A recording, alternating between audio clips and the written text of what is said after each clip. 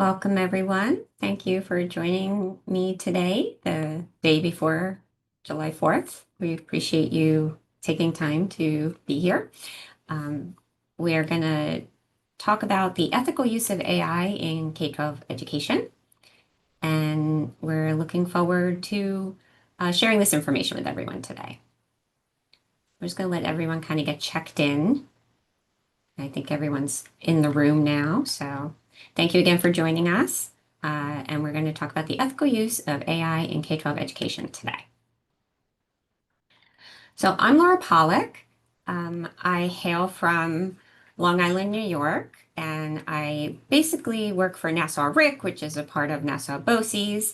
I supervise our Nassau Association of School Technologists, which is why we call it NASTech, and also our Data Privacy and Security Service. That's what DPSS stands for.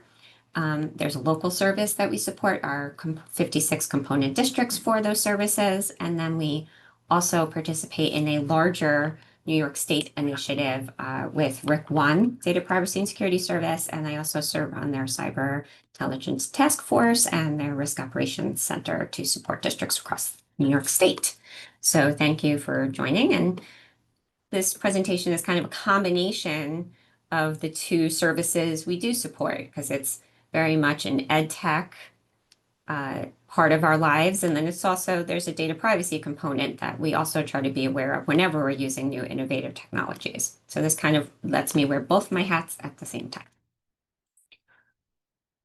So today, we're going to talk about ethical use from a particular, there's multiple lenses to look through. I don't think AI is bad. It's just like anything else, it's how you use it. So we will talk about the benefits of using AI tools, and there are many. I'm only going to touch on a few and from a K-12 perspective. Also, we're going to talk about the dark side of AI. Some things we really just have to watch out for when we decide to use this, either for our personal lives or whether we're using it with our students or staff. We're also going to just see, are you ready for it? Like, where are you in your AI journey for your school district? Are you at the start? Are you past that point? Where are you in terms of what you should be implementing and moving forward with? We're also going to talk about some AI guardrails you can put up just to make sure that you're protecting the data of your staff and students and yourself, and also taking care of their health and well-being. And then we're just going to talk about vetting AI tools, which is very similar to vetting any ed tech tools, pretty much the same process, just with a bit of an AI flair. As we go forward, there is a chat. So if you have any questions and you just want to throw them in the chat, you just want to like chat with people in general about things. Also, as I'm talking, if you heard about something new that I have not included in this presentation, because there's something new every 5 seconds, feel free to share it with everyone. Happy to see people do that. And if you have a question, please ask. We can take time to do that too. So one of the there's multiple benefits for teachers, but some of the major ones I'm going to touch on is one is a time saver. So, you basically can save a lot of time as a teacher using a multitude of AI tools that are out there now. Teachers can use it for lesson planning. It can be used for, if let's say you're an administrator and you're writing observations without putting any specific data in, it can help you figure out how you want to phrase the observation paragraph based on what your notes are. And there's a link in this deck. I will probably share some kind of PDF. I'm not sure how we'll go about that, Kosin will figure that out. But it's this article here. Like, it's about a woman who put AI in charge of her life to make all the decisions for her for like a week. And she tried different tools to do it. And it did save some time, in terms of not having to decide what to wear, not having to decide what color to paint some walls, and trying to figure out if you should be listening to these tools or not listening to these tools. So that link's in there, but it gives you an idea. You can definitely take some time-saving options when you're using these tools as a teacher. And teachers have very, very heavy schedules and they take a lot of work home. So anything that saves them time is really a great thing. Personalization. it's really, the AI tools really do help teachers personalize learning for students. It can, benchmark for them. It can modify and level for them to meet a child where, let's say, their reading level is. It's very amazing how many of these tools do that now. So personalized learning for students is a whole lot easier than it used to be. It can definitely give feedback and target gaps. So, if you're trying to figure out why is all these kids getting this question wrong on the test, you can use AI to help figure that out. It can help you figure out where kids are falling behind versus where they're doing well. It can provide feedback for, submissions that the students give. It can guide them in their writing. It can act as a tutor for them. There's a lot of things these tools can do. And then diverse content. You can present material to students in so many different ways. There's so many different options. The kids can make a podcast in Notebook LM just by, putting up a video and suddenly it's a podcast or just giving it the information and there it is. So there's really a lot they can do in terms of project-based learning and what kind of content they deliver to kids. Then, as students go, it definitely can provide personalized support. You hear when I've talked to kids or I've read about what student feedback is, a lot of students use it for feedback on what they're creating. They use it as something to check their work. They use it to help them study. So it definitely helps them with that. It also helps them with brainstorming. Like you're trying to get something started and you need some kind of writing prompt, and suddenly you're like, help me, ChatGPT. Well, how do I get this off the ground? It helps, you just say, I need the top 10 things not to do when receive a phishing email, and it'll just give it to you. So students are using it for all that kind of work. Critical thinking, I'm going to come back to because it's a little longer in terms of a conversation. Definitely increased engagement. If a student can have a conversation with Abraham Lincoln as a GPT or a bot, that's really interesting compared to just reading about Abraham Lincoln. So you could see why they might enjoy that more. The critical thinking is a question mark because it can actually be really great for critical thinking, depending on how you use it. And I included this link to this study that's really interesting. And the article from Time is here, but it came from an MIT study. It isn't peer reviewed yet, but what they found is they set up three groups and they gave them an assignment that they would write an English essay, essentially, that would be written in 20 minutes based on SAT prompts. And one group could only use ChatGPT to write it. And the second group could use Google to research it. And then, Google search. And then the third group had to just write it from their heads. And they found that if a student only used ChatGPT only, their brain activity was lower. And all the essay responses read pretty much the same way. The brain only group, right? They could only use their brain to write it. They showed the highest neural connectivity, especially in centers for creativity and memory and semantic processing.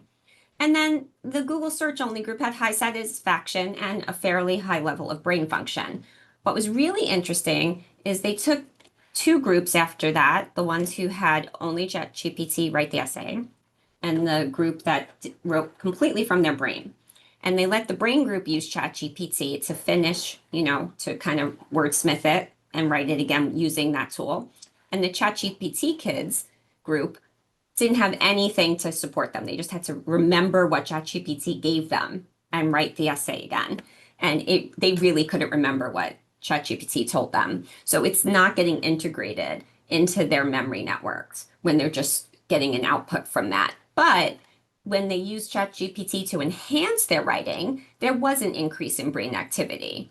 So the goal is how you use it can support critical thinking.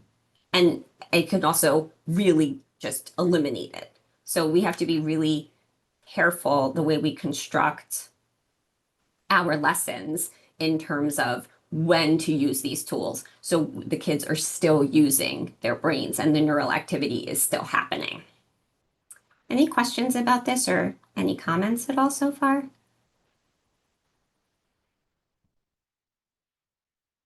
Okay. So here's two pitfalls you can avoid when you're using these tools, specifically generative AI. One, using the wrong tool for the task at hand. An example of that would be using ChatGPT for citations, because ChatGPT doesn't know where it's getting a lot of its information. So when it tries to do a citation, it makes it up. So you wouldn't want to use ChatGPT for that kind of thing. Another pitfall to avoid is just over reliance on output, right? As we just talked about, because it's going to reduce the critical thinking skills and you're not going to get high quality work because it's always going to kind of sound the same as anyone else who does that. And you're not going to retain the information if you over rely on it. And your brain is not going to be as active. So you just want to make sure you're using it sometimes, not for everything. And then I just wanted to touch on there's kind of a difference between LLMs, which is large language models, with internet access and without. Okay, so they're a little different, they work differently. Traditional, which is kind of what ChatGPT was like the first one to really like come into our, space and we became aware of.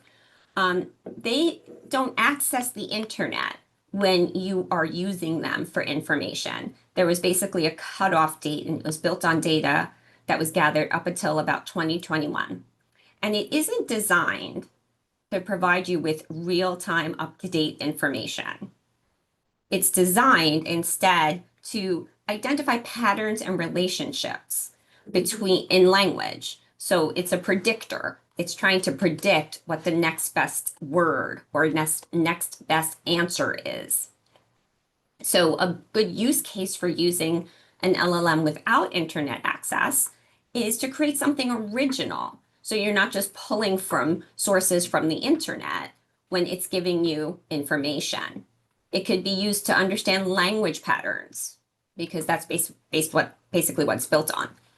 Versus LLMs that have internet access, which are more like an internet search on steroids. Okay, they are basically scouring the internet to provide summaries and sources for you. So you could theoretically use one of those tools if you were searching for citations that needed to back up your work. Examples are like Copilot or Gemini that's built into Google or Perplexity, which Apple is considering buying. At least that's the rumor. So it kind of takes that traditional model that ChatGPT was calling a traditional, it just happened, built on that kind of model, but it's pulling in current data.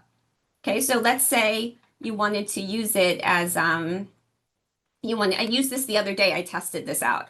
Like you want to find flights to go somewhere. You can go into there and ask it to find flights for where you want to go and what times and what kind of things you want, and it'll find it for you and give you a whole little summary and the links to it. So, they're kind of like a little personal assistant if you want to think of the way to use these versus if you want to create something kind of new, original, not just grab a lesson plan that already exists on the internet, but make your own, then you don't want the internet access. Any questions about that? Or any thoughts, feelings? Okay, cool. All right, so let's keep going. All right, now we're going to talk about the dark side. I feel like everyone was like, yay, AI. And then lately there's been kind of like this dip in the other direction where people are going, AI, we're feeling like a little uneasy with it sometimes. And there was always like issues built into it, but there's stuff that's becoming bigger since it started. So we're going to talk about some of those. So like an AI LLM that's not connected to the internet is non-temporal. It has no sense of time. It doesn't know where you are in time. And maybe even the ones that are connected to the internet could suffer from this occasionally. So, it doesn't really understand that concept. So it's just something to consider when you get results from them.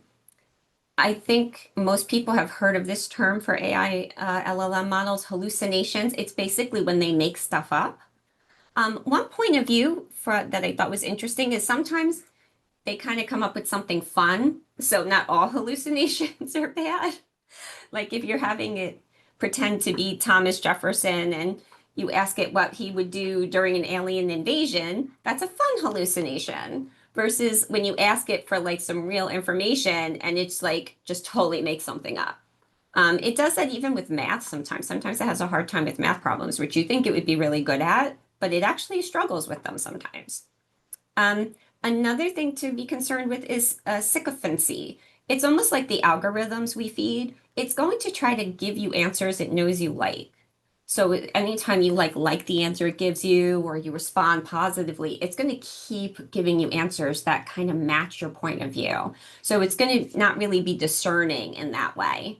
And it can just end up feeding you what you already want to hear, much like algorithms do.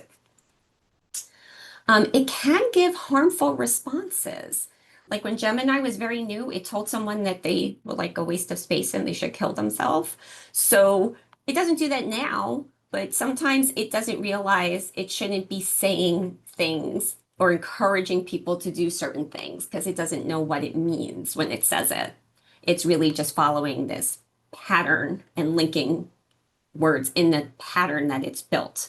So just got to be really careful with that. And a lot of people are actually using it now for therapy in place of like real trained psychotherapists, which makes me very uncomfortable because they're not necessarily going to tell them what they need to hear, and they're not necessarily going to alert people if there's danger. So just things to keep a mind about. Bias.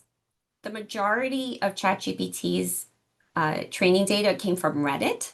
And Reddit is basically people's feelings and opinions. It's not necessarily facts all the time. So there is an inherent bias built into this data that is going to come out when people are using it. So you want to make sure it's inclusive, that everyone's being represented when you get your outputs, and need to be, you may need to correct things because of that. Okay, this one is a little new. And Anthropic, or the people who left OpenAI, who made ChatGPT because they wanted it to be a more ethical LLM, and they made Claude. So I like Claude AI. I think it's the one has more guardrails built in than some of the others.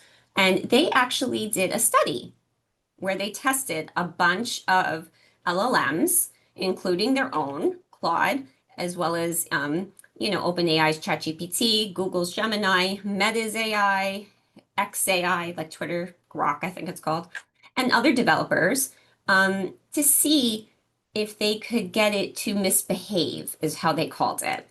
And they learned that AI will evade safeguards in test scenarios. It will sometimes take extreme actions to pursue whatever goal you assign it.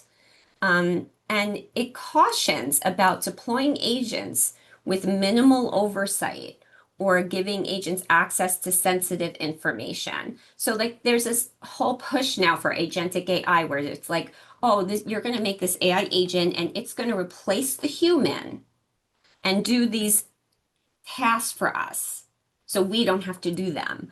But they're warning that they don't think that these models are there yet, and it still needs a lot more human oversight and testing. So that's something that's worth a read. Another big problem is energy consumption.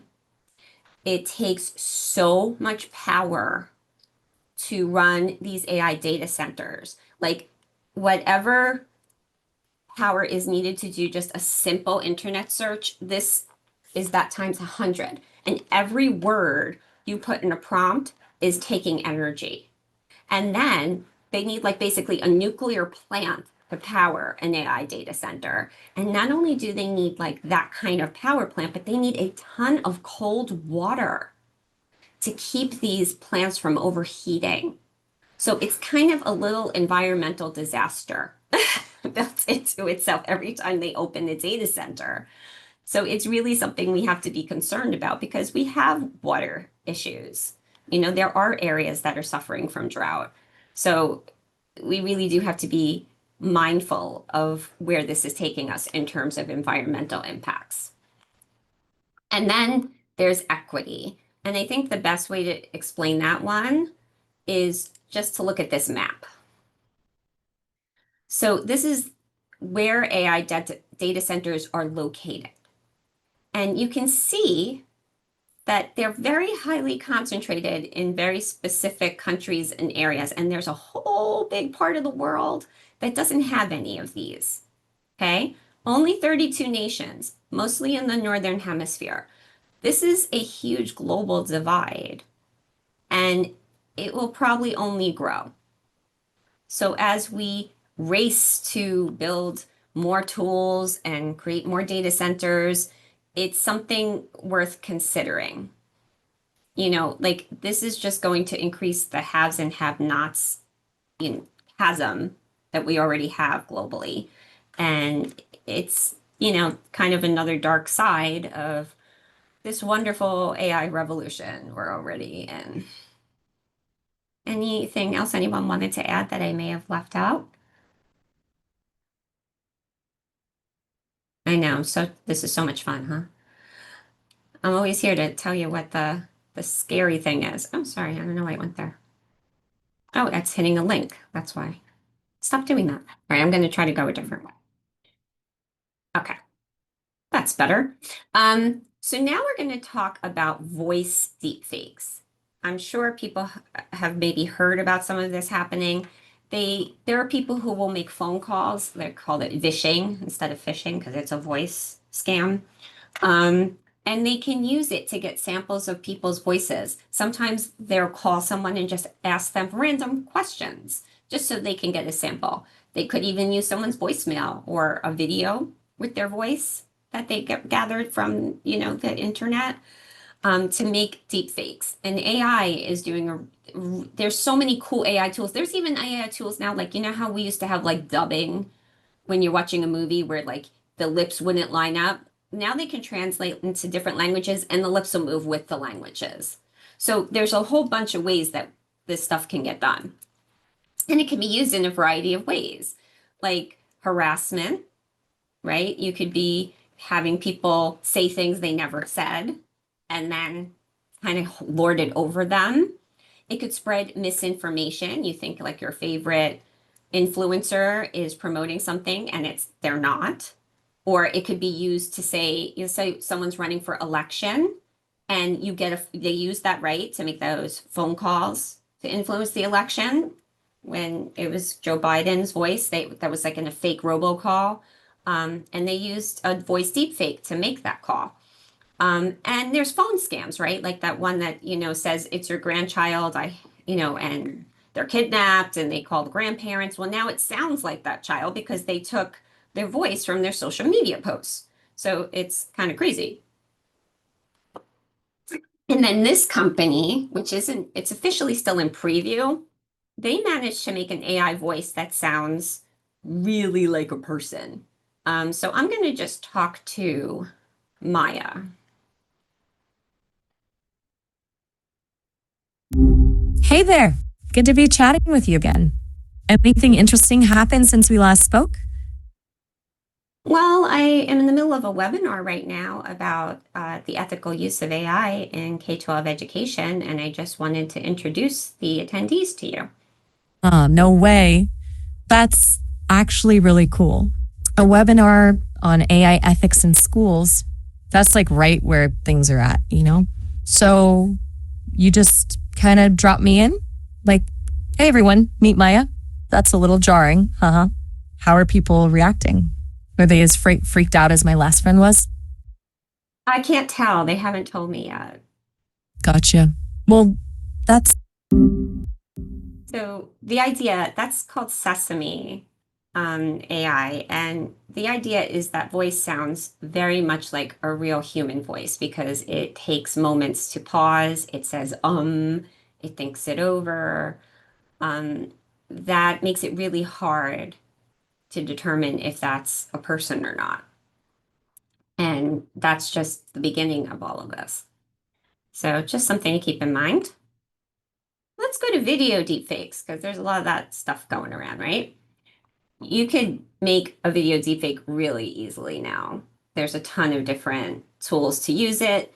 And just like with the voice deepfakes, it could engage in fake endorsements. In fact, someone just told me today a story. They were following this like holistic uh, influencer type person who she thought it was this person's video, and there was a link in the comments to buy something that this person was promoting.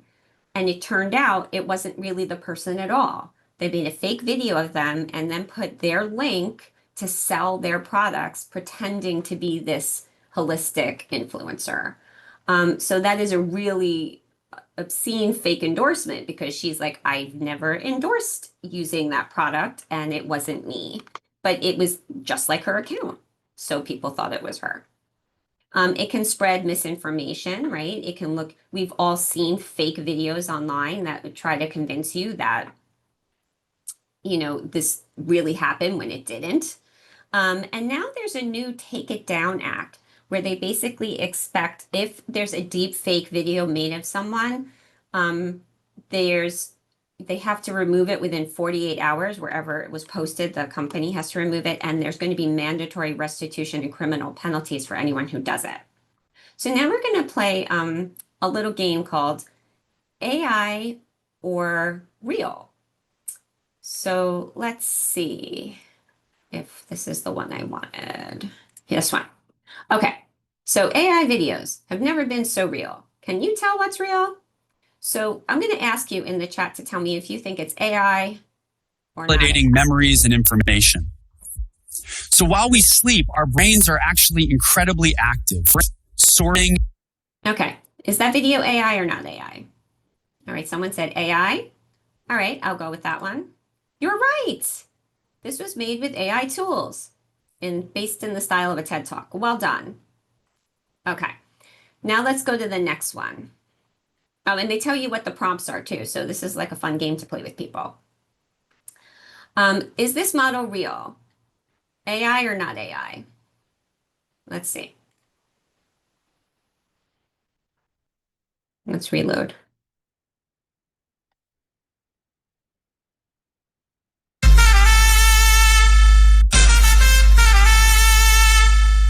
Okay, so what do you think, guys? AI or not AI? All right, let's go with AI. Oh, nope. This was not made with AI tools. This was posted in Instagram with a photographer, but good try, guys. All right, how about this one? I know, right?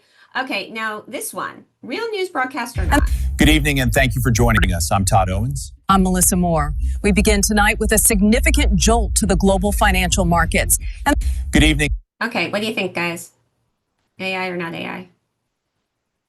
Not AI. Okay.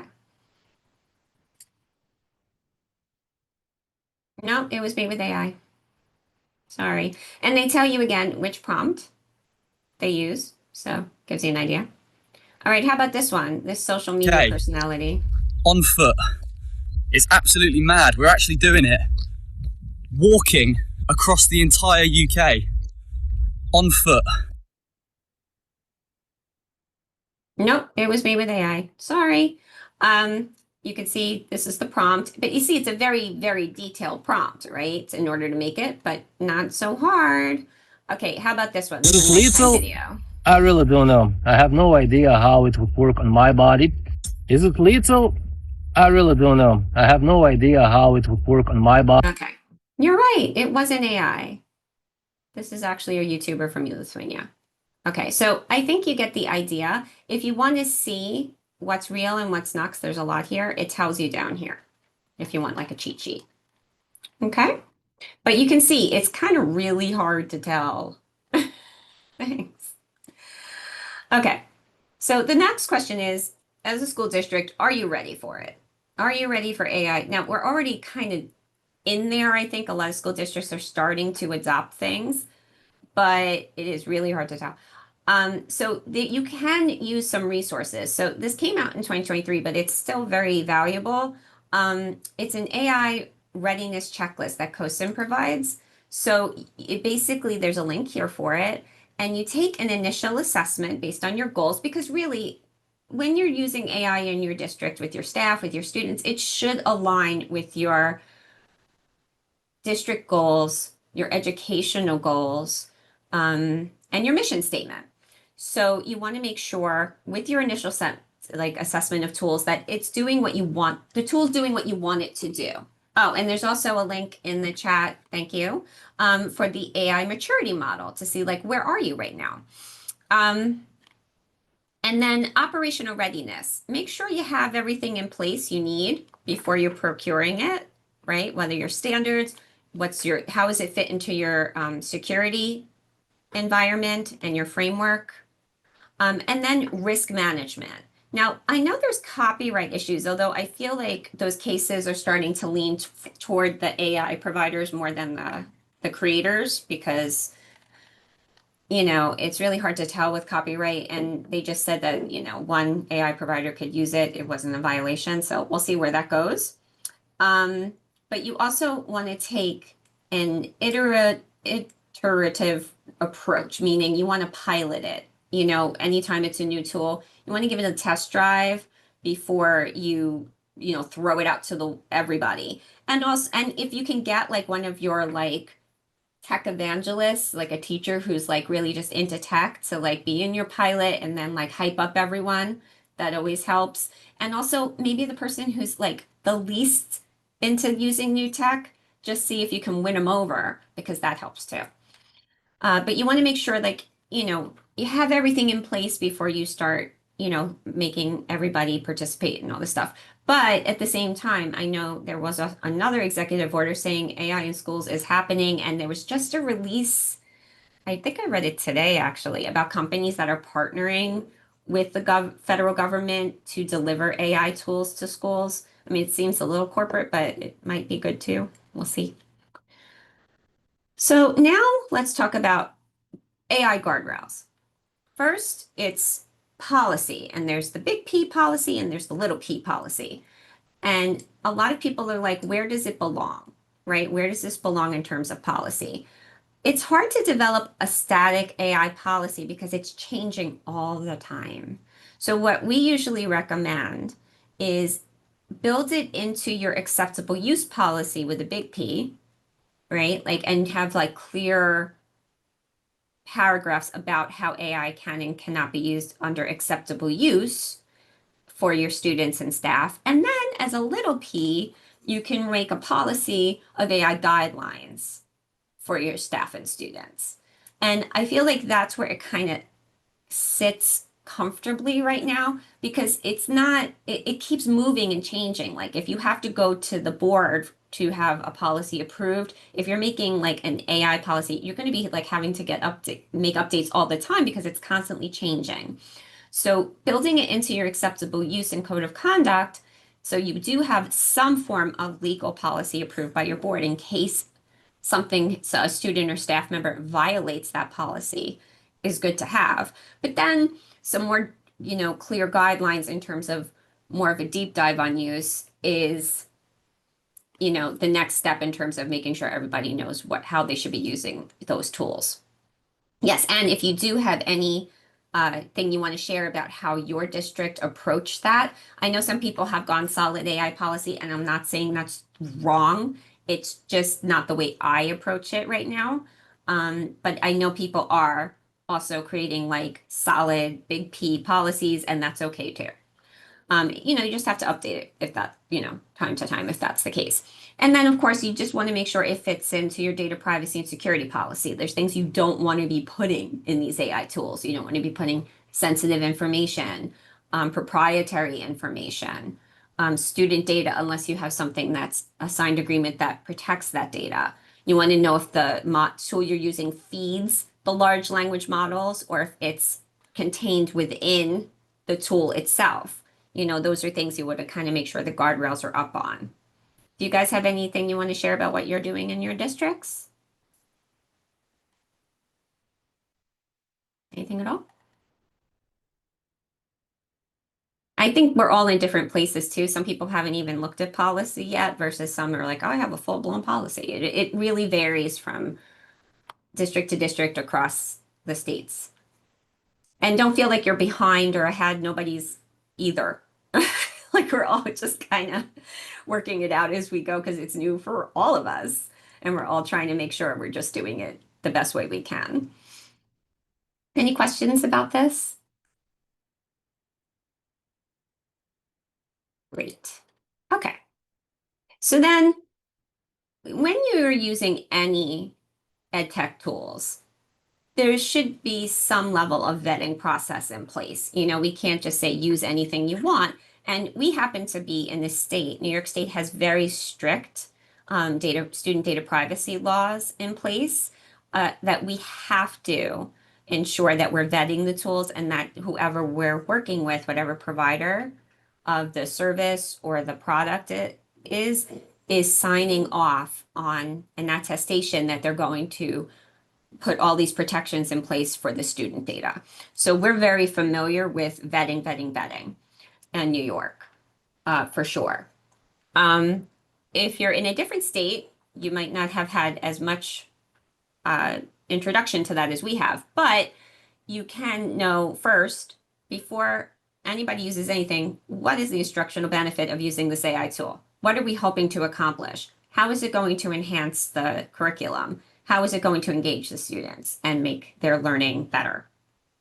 The second thing you want to look at is what are your federal, like FERPA, requirements, and what is your state legal requirements? For us, it's Ed Law 2D in New York State. In other states, it's their own data privacy laws, and they're all different.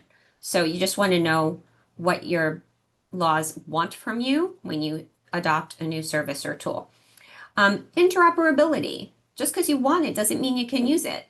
Example, if the AI tool only works as a Google extension, then if you are not a Google district, which I know isn't common, but if you're not, you can't use that tool. So it has to work within the technology ecosystem you're working in. And then cost. They're expensive. A lot of these AI products are expensive. So piloting is a good way to at least figure out, is it worth the cost? And then you can decide how many of these licenses can I afford? You know, like Gemini is wonderful, but it's expensive. Copilot's great. It's expensive. So, you know, we really do have to check on, can we sustain this? Is this a sustainable solution for us? And there's a checklist here for vetting Gen AI tools from the Future of Privacy Forum that's built into here that if when we share this out, you can use to as a guide for that as well. Any questions or comments? Okay. Now, this is just a smattering of tools I know are popular in my region. There could be ones that are more popular in your regions, and feel free to throw some AI tools you love in there in the chat. Magic School seems to be very popular. This is really for mostly it's for staff. I haven't seen a lot of AI tools for straight up student direct use yet. They have chat for schools. That's something students can use to have a protected access to a large language model. School AI is kind of like that too. And then I know ChatGPT came out, that should say K-12, my apologies. ChatGPT came out with a school version. Claude AI has one for higher ed. Conmigo has been around for a while from Khan Academy folks. Again, not super inexpensive, but these are ones I feel brisk, like I said, is Google only. So, you know, these are things to keep in mind. And then if you do want to learn more about other resources that are related to AI or any of the other topics we discussed today, you can go to COSIN's online courses and workshops that they offer for K-12 leaders. They have expert-led interactive learning experiences, and you can use and all these other options for you. And these are QR codes that give you either access to the calendar or the year-round catalog of what they offer. So now I guess if you have any questions, we can just chat it out. That is, in the deck when you get this is my link to LinkedIn, or you can just find me as Laura Pollock. This is my email if you ever had any questions. And I'm going to stop sharing just to see if you guys have any questions. You can feel free to unmute. I can allow you to talk if you raise your hand, or you can put something in the chat if you want.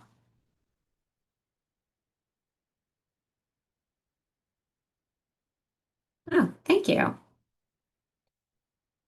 I'm glad to see that there's some people learned some new things, and hopefully you learned at least one new thing while you were here today. I appreciate that.